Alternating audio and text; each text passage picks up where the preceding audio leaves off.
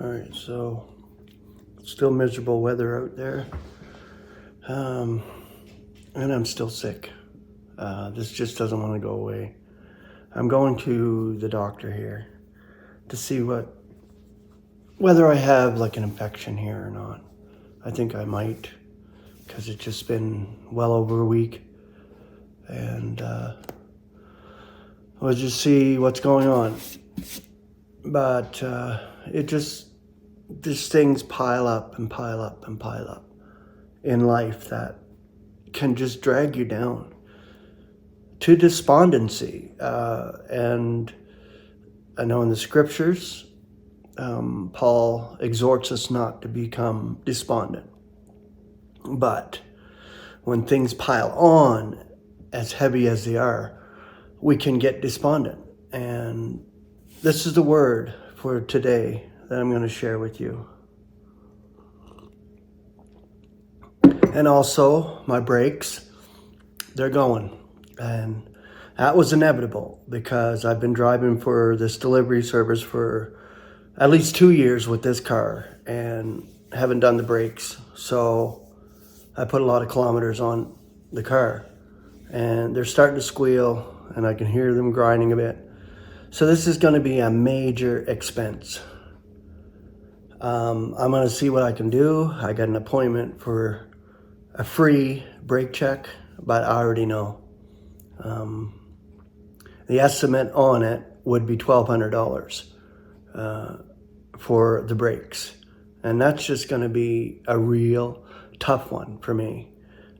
Maybe they have some kind of payment plan, but I'll have to see. I need my car and I got to have the brakes done. So that's another thing piled on top.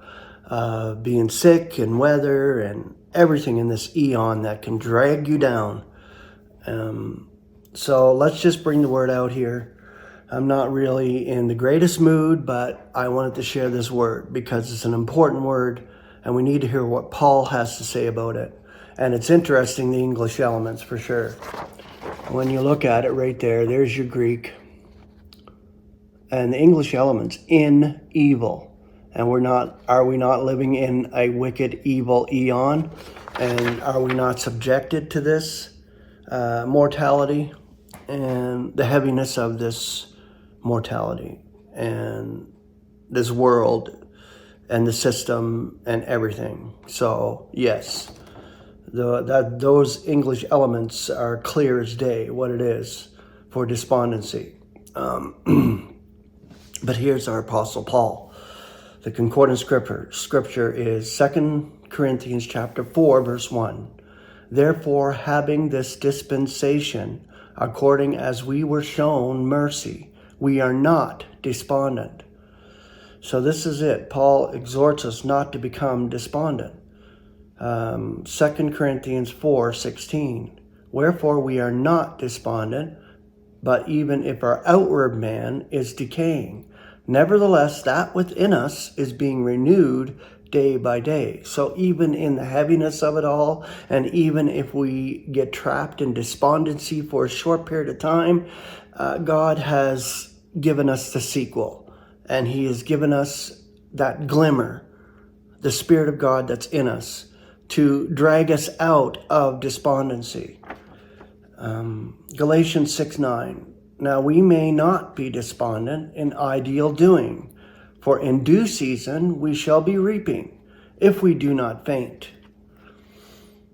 Ephesians 3:13. Wherefore I am requesting you not to be despondent at those of my afflictions, for your sake, which are your glory. And 2 Thessalonians 3:13. Now you, brethren, should not be despondent in ideal doing.